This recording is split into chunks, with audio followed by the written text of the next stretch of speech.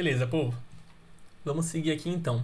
Vamos primeiro copiar essas variáveis.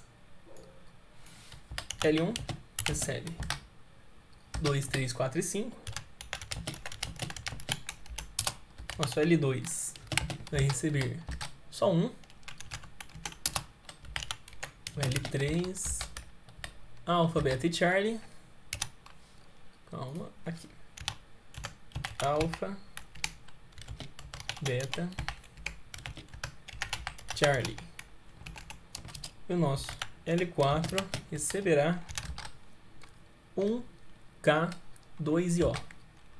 1K, aí que é uma lista na qual o 2 é dado como uma string e o O também. Sempre se lembrem de diferenciar uma string na qual tem um número dentro de um número.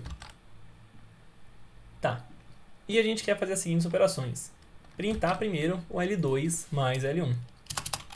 Print L2 mais L1. A gente sabe que ele vai começar pegando L2, que é o 1, e depois juntar com tudo isso. Então vai me retornar uma lista única que vai do 1 ao 5.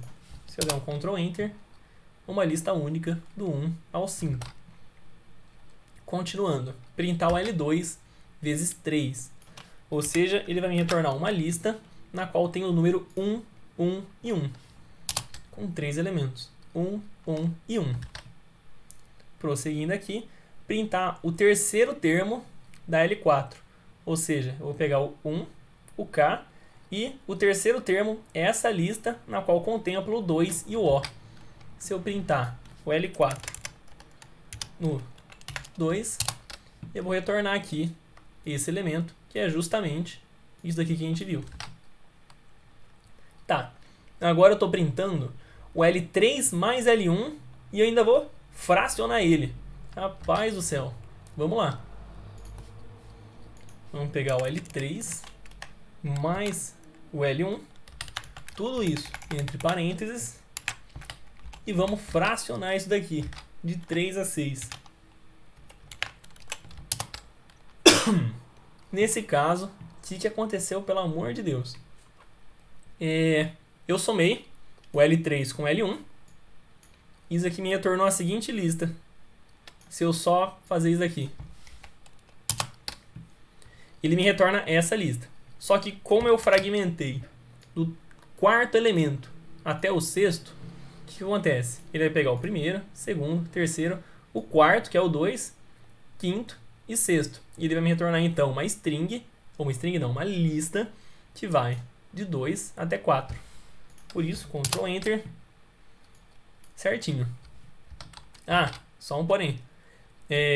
Isso mostra que eu consigo fazer operação de listas e ainda assim fracionar ao mesmo tempo. Isso aqui é uma coisa relativamente complexa. Eu não me lembro alguma vez que eu utilizei isso, só que eu imagino que alguém um dia vai precisar.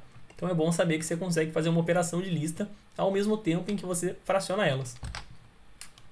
Continuando, aqui a gente vai fazer a operação de iteração na nossa lista. Só que não é uma lista qualquer, é uma lista fracionada. Então vamos lá.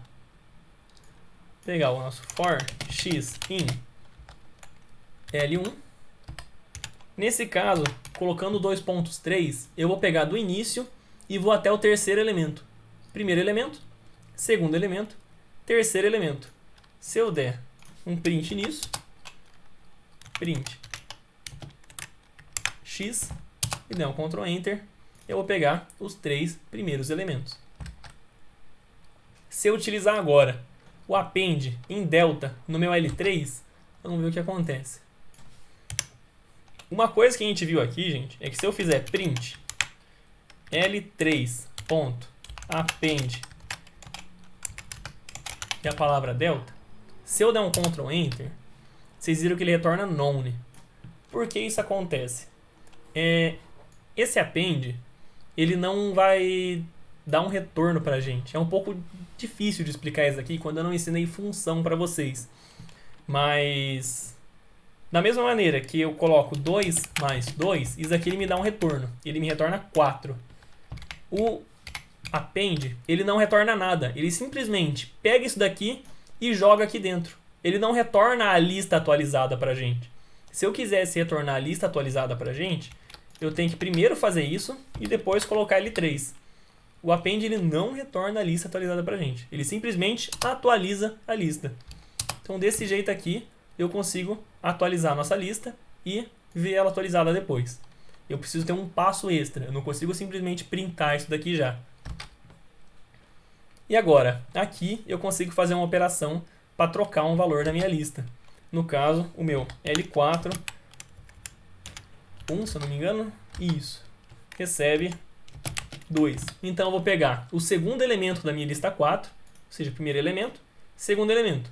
Ele vai passar a valer 2. Se eu printar a minha lista 4 depois disso, eu vou ver que o K ele passou a valer 2.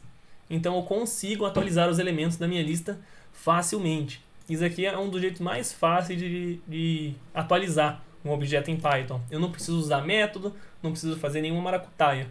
Eu só coloco a operação de atribuição, exatamente no elemento que eu quero. Agora, pode passar, Léo? A gente vai para uma coisinha interessante.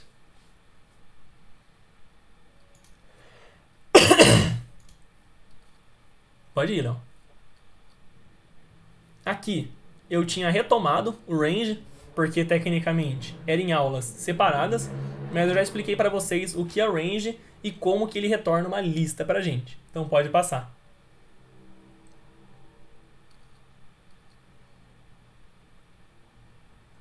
Aí eu dei simplesmente um exemplo. Eu acho interessante a gente fazer esse exemplo aqui, só para a gente ver. Aqui eu fiz uma analogia em relação ao nosso range, só que eu acho que ela já está um pouco passada. Alguns conseguem entender ela, mas só quem gosta mesmo de matemática. Por enquanto, vocês só precisam realmente pensar que o range ele vai retornar uma lista e tem o passo. Se eu fizer o seguinte, vamos colocar aqui, for x in range. Naquele exemplo, eu fiz a tabuada. Vocês podem fazer de quantos números vocês quiserem. Eu vou começar do 1 e eu vou até 9. Então, eu vou colocar 10. Eu poderia colocar o passo aqui, passo de 1. Mas como ele já é padrão, eu não vou colocar. Eu vou colocar. Nesse caso, eu escrevi isso aqui para ficar bonito. Então, vamos colocar aqui. Print. Tabuada do. E eu vou colocar isso daqui. Por quê? Como eu vou variar na minha tabuada, vai a tabuada do 1, do 2, do 3, do 4, até o 9, eu preciso fazer uma string variável.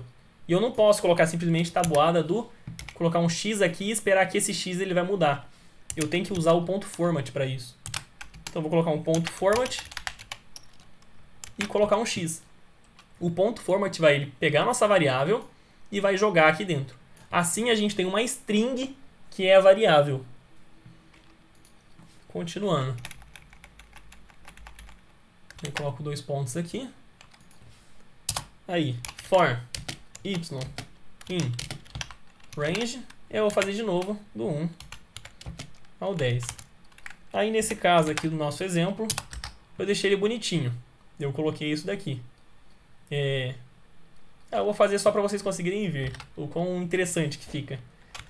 Print. Eu vou colocar primeiro valor, primeiro valor, vezes o segundo valor, é igual a algum valor. Então, vamos colocar aqui, ponto format, eu vou querer fazer o x vezes o y, e o terceiro valor que a gente for mostrar vai ser o x vezes o y. Dentro do format, a gente pode colocar a equação, gente. Isso é muito bom. Se eu der um Ctrl Enter, se eu não errei nada, ele vai me retornar as tabuadas. Tabuada do 1, aí eu vou fazer 1 vezes 1, 1, 1 vezes 2, 2. Então, em 4 linhas, eu consegui printar muitas linhas, inclusive corretas. Caso alguém esqueça a tabuada, mas se lembre de utilizar o for em Python, você tem a tabuada aqui. Muito bom. Eu gosto de fazer isso, gente, pelo amor de Deus. E dá muito certo. Você consegue ter muita linha, ter muito resultado com pouca linha. Pode passar, Léo. E assim, eu deixo um exercício para vocês, na qual eu começo agora a puxar um pouco o pé de todo mundo com os exercícios. Vai ser o último exercício do curso, o último slide que eu vou dar para vocês, só para a gente conseguir treinar um pouquinho aqui. Esse exercício é um pouco mais cabeça, só que eu creio que se todo mundo treinou um pouco em casa as coisas que eu passei e aprendeu um pouco sobre a aula de hoje, vocês vão conseguir fazer. Eu vou dar agora também 5 minutinhos e depois eu vou resolver para vocês, para a gente comparar os resultados.